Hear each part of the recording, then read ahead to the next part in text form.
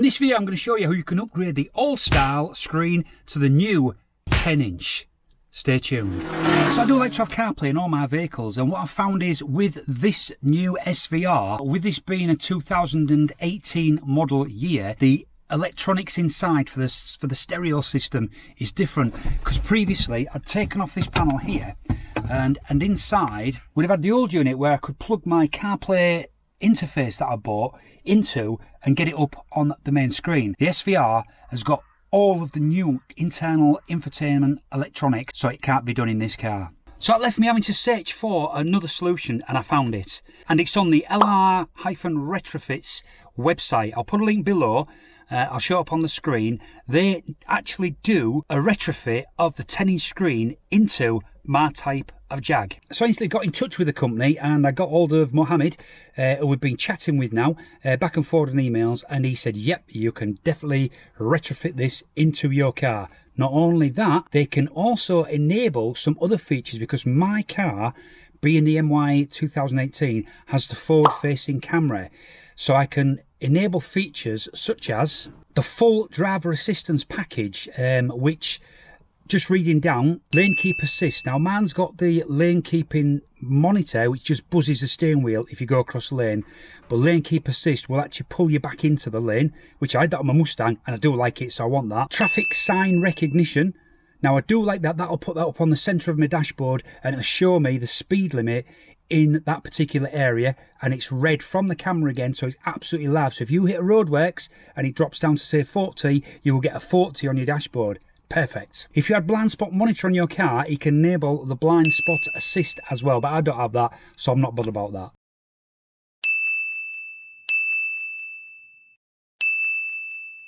So I spoke to him 2 days ago, and luckily he's heading up north to do some jobs for some other customers, so he said he can actually come and see me tomorrow and actually install it in my car. So tomorrow we get the 10-inch screen and those other driver feature packages as well. I can't wait. So one caveat he has told me about, and that's this, is that on the new screen you will not be able to get to the climate screen. Let me just show you which screen he's on about. So this is the screen he's on about, so it's the climate screen, and if you look in there, all you've got is the redirection of the air upwards or across there, and to be able to turn it on and off. Well, you can do the on and off here, and you can alter obviously all the temperature and everything. I've never ever used those features in my car, so I don't think I'm going to be that bothered that I lose that screen.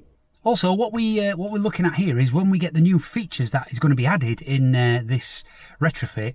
If you look in here, for the driver assistance, I've just got these items here. Lane departure warning.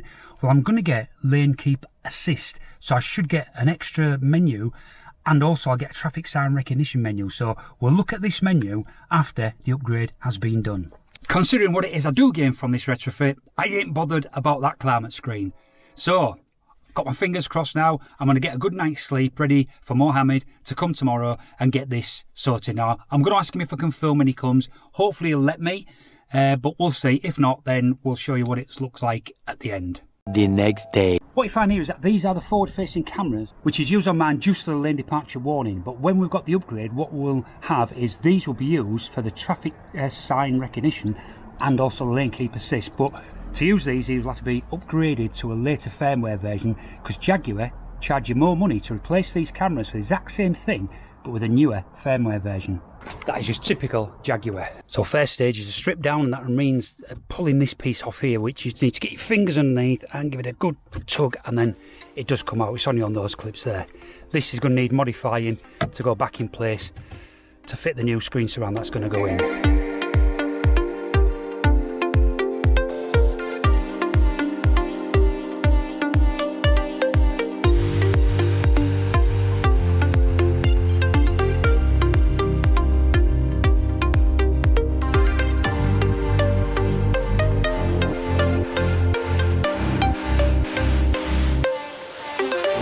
Now after moving those surrounds, we now get access to the actual screen. So remove the screen. So here we go, just need to unplug the video part on the back, and that's it.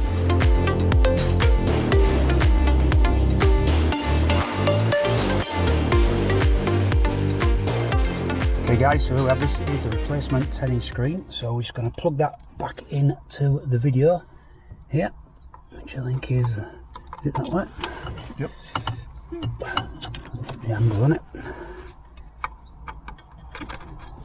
Right, and what we'll see now is when we power this up, the car shouldn't understand what's going on here.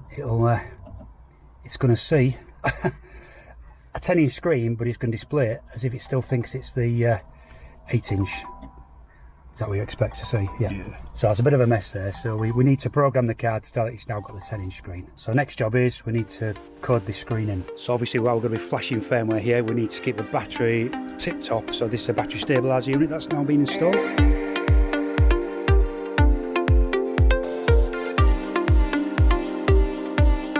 So what we're seeing now is the uploading of the new CCF to the car.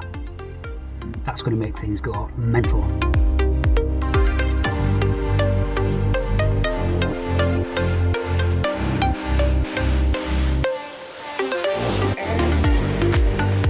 Sleep, so that sends all the modules to sleep. Yep.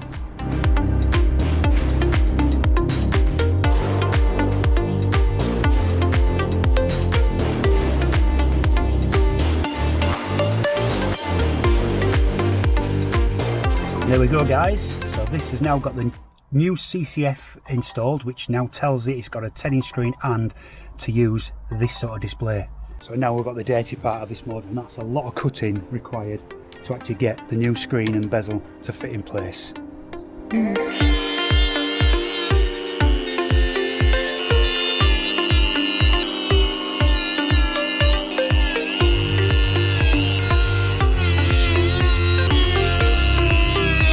we go guys, so this is the new bezel for the new screen. Whoa, look at this. Don't drop it. Wow. Absolutely beautiful.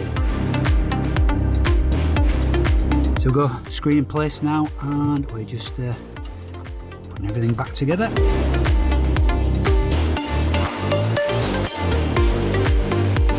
And here is that new bezel.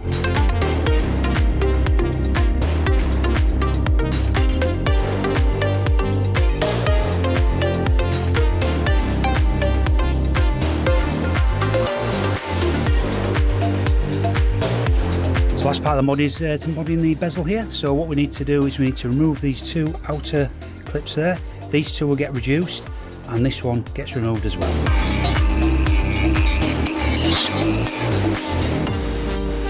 So that's all the hardware now done. So all we need to do now is flash the forward camera system just to bring it up to date so it works with the new extra features I'm going to have in this car. 1 hour later. So that's it guys, the job has now been done. Let me just show you what you get for your money. So here we go guys, so now we get the 3 areas like that now, where we used to have like 4 little boxes before, and you can move across and you get all the same sort of stuff here.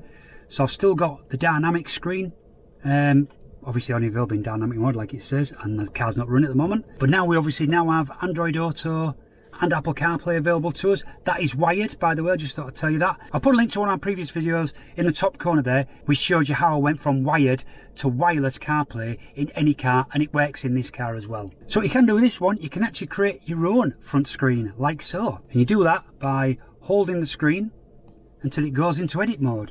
And now I can move that over there, and then I can add another screen in here, and we'll have the navigation panel. And once you've done that, you can just go back, and that's on your My Home. Now, what you can do when the car starts up, it's always going to start up on this screen, so you can alter it to start up on the My Home screen. So to do that, you just need to go into Settings, Home Settings. The default home here, you can change that to be My Home.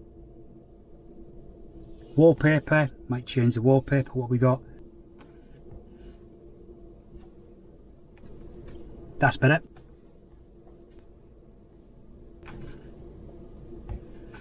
The camera it's still working as well. Obviously I'm in my garage with the door shut, so that's that. So we still get the camera. So I'm over the moon with that part of the upgrade, because that is just changed the interior of the car now. That is way better than the little 8-inch screen. Much better to use and work with. So during the course of this, I seem to enable some of the features as well. And let me just show you on the dashboard. I showed you previously what I had for the lane keep assist thing. Let me just show you what I've got now. So if you remember before, when we went into the driver assistance here, all we had was the lane monitoring. Now, if you look at this, look at all this lot. So I've now got lane keep assist here, look. And the lane keep assist settings, I can just get it to either vibrate or assist, so it'll pull me back into the lane. Speed limit awareness, so I can set this up to, I've got traffic sign recognition. You can see there's a 30-mile-an-hour traffic sign in there now, so that appears on the dashboard. And you can have speed alert, so I get it to alert me when I'm doing 5 mile an hour over the speed limit, or 10 mile an hour over the speed limit. And we've got driver condition monitoring, so that's monitoring how you're driving, and if it thinks you're tired, then it's going to vibrate the steering wheel and put a symbol up in the middle saying, I think you need to take a rest because you're a bit worn out. And of course the main thing I did this for, so I can use my Apple CarPlay. So there we are, guys. That was all done by LR Retrofits. I'll put a link down below, so if you're interested, then go ping them and go speak to Mo. Mohammed, absolutely brilliant. What a great guy. What a knowledgeable guy he is on these cars. And he can basically, if it was an option on your car, he could just about enable anything and get it working. He was just telling me he's off to do another job on folding mirrors. Somebody's got the car, they're not got folding mirrors on, so he's going to go, he's got some replacement mirrors, and he's going to go code all that in for him as well. Fantastic. Check out the website below, and yeah, if there's something on there you think you could do with, then give him a shout. But so some of the criteria to have what I've had done in my F-Type is, number one, you need to have JCK in your VIN number, because then these cars are basically wired up to take these features. Also, if your car is already fitted with lane keep warning or auto high beam assist, then it will have the cameras on the front like I showed you earlier. If you've got those cameras, then you can enable these other items and other things on your car as well. Hope you enjoyed this video as much as I've enjoyed it, because now this car has just gone further up the ladder for me. It's brought it right up to the best spec, I think, apart from the digital dashboard. But hey, I'm looking at that at the moment, because talking to Mo from LR Retrofits, apparently he's looking at retrofitting the digital dashboards to this type of vehicle. So you never know, depending on cost, I might be getting one of those later on as well. Anyway, thanks for watching. See you in the next one.